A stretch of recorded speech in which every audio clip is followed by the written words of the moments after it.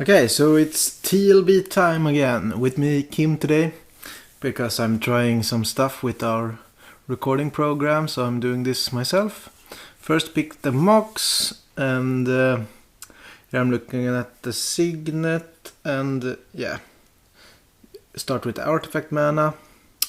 Another signet, we have Deceiver, but go on with artifact mana, looks fine.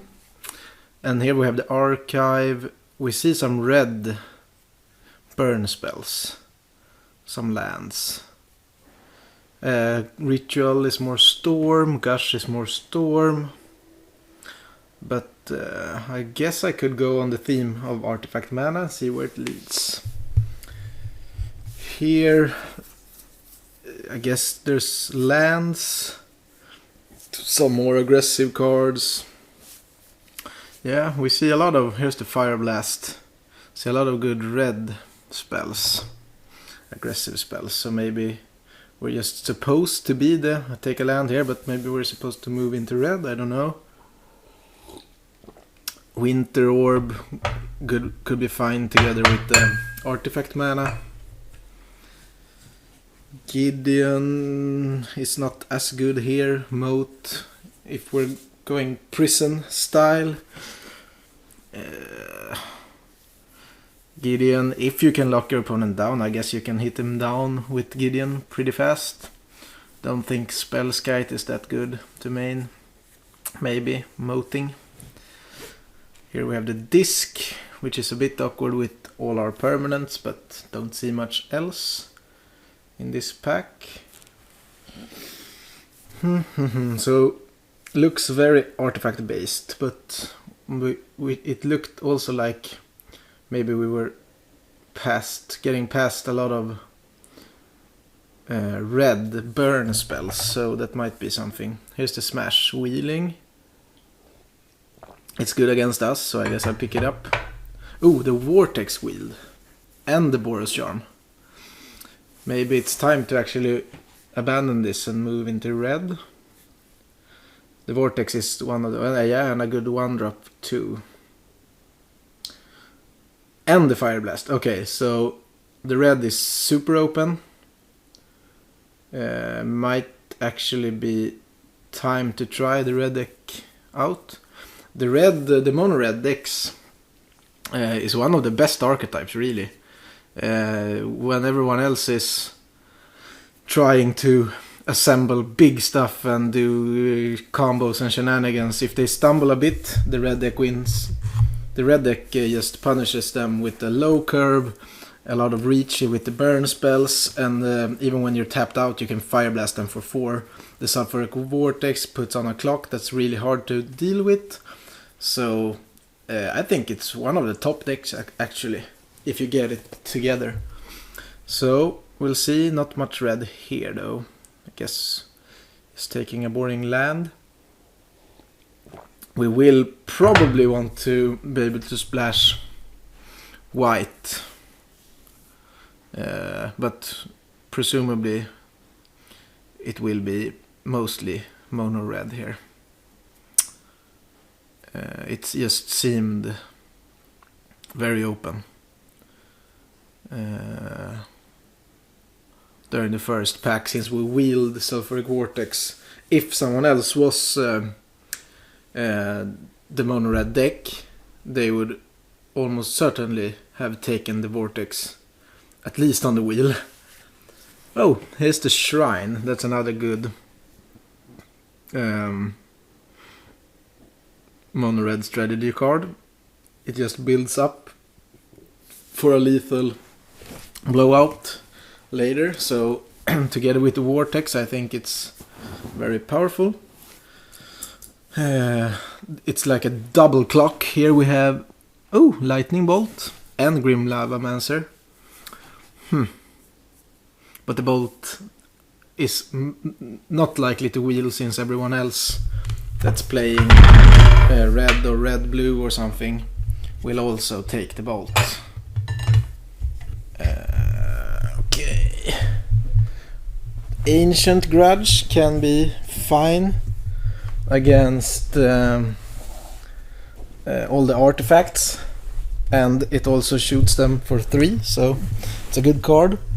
We could probably play it with the Mox in mind and maybe a dual land that we can also flash back the Grudge. Okay, Alesha, Siege Gang. It's a bit expensive, the Siege Gang. Doesn't look perfect for our curve. Abbott actually is pretty good here. Refuel the hand. Surgo, yeah, the 1-drops are really important here, so I'm really looking to pick some of those up. Outpost Siege is not the best, but it's okay. And Bonfire could be a sideboard card, could be a main card, depends on how much playables we get. Now we're just taking something. Okay, Grim Lavamancer Wield. So there we have another good 1-drop. Maybe just hate on the burning. Yeah, all our sweet artifacts are in the sideboard now. Alesha is probably not mained, but we could see. The Reckoner was really strong back in Gate Crash Return to Ravnica Standard, where it was like $20. But Goblin Guide. But I don't think Reckoner is that good in this cube actually. But we could wield the burn spell. Okay, actually think I prefer more burn. You need burn for being able, when they try to stabilize, you want to be able to shoot them in the head. Incinerate and Cliff Top. I think I could wheel Incinerate, so Cliff Top just for the Lightning Helix. Ooh, we get a lot of burn now, so maybe the hero actually, I mean Battle Cry, all the 1-drops, and attack with haste. There we had the Splinter Twin, so someone might pick that up. Don't love this pack. Fateless Looting could possibly help us with flooding issues. Otherwise, Chromox. No, we don't want to pitch our red spells to a Mox, and we don't want to play the 5/5 Dragon, I think. So maybe, since we moved into red so late, we will have to play some borderline cards.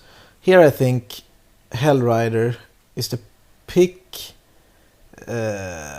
Together with Koth, they are really good 4-drops for red. Wouldn't mind seeing a Koth here, but I think it's too late. Taiga could help with the Grudge. We're not sneaking stuff into play, even though sneak attack is cool, but I'm a bit afraid of it. It could actually mean that someone is faster than us, sneaking in an Emrakul or something. Okay, that's not one of the better swords, but I like having some swords to be able to board in against opponents when it's appropriate, so why not? And the Titan wields, so red is just super open. I mean, Titan is a really good card. Maybe not for us to main, but could work out. So we're looking at a curve that's actually coming together. The Incinerate came around as we thought. So we have some burn now. We have a lot of 1-drops. We have the Vortex, and actually some good 4-drops that I like. Hellrider piling on damage. I guess Outpost Siege. It's not super aggressive, but if you really need to, you can start drawing cards. Alesha is a bit hard to turn on with double white, so she goes to sideboard. Okay, the Rift Bolt came around too, that's good. Probably not playing the Hellkite, we'll see. Maybe the Inferno Titan is too expensive. Bonfire. If you draw the Bonfire, if you're up on 4 or 5 lands, then it could be a real blowout, so I might play that. I don't like the too expensive creatures because we don't want to play that many lands. Probably with the Mox we play like 16 lands or something. Yeah, since we moved in so late we missed out on a few playables in the beginning. But we have... yeah, maybe we would have liked one more 2-drop or two. We have the Shrine, the Abbot, then a lot of burn. So maybe one more creature, but we have a lot of burn at least, and the Vortex. Not much for the sideboard. We have a sword in the sideboard. We have the Bonfire, yeah. So Outpost Siege, Fire Blast is good. Yeah, a Koth would have been nice for this deck. And I think the Titan is too expensive. The Boros Charm we saw early would have actually been pretty good too. Being able to shoot someone 4 instantly with 2 mana, it's pretty good. Yeah, Titan, you are probably too expensive. This is 23 cards, including the Mox. Yeah, if it was the red Mox it would be really broken. Turn 2 Vortex could actually still happen, but it's more easy with only red mana. And just put out a Shrine turn 1 is a pretty good clock. Assuming your opponent will not counter it with Force of Will or something. Yeah, I would have liked to have had like a Koth of the Hammer instead of the Thundermaw Hellkite. Don't think that's a super good creature, even though it can be the last 5 damage you need, so it's not bad. As I said, we can move sideboard in a sword against opponents of relevant colors. We're not splashing black. But Bonfire, if you play against all the... You could play against White Weenie. Then Bonfire does its work. You could play against a lot of elves. Then also Bonfire does its work. So maybe I should play that.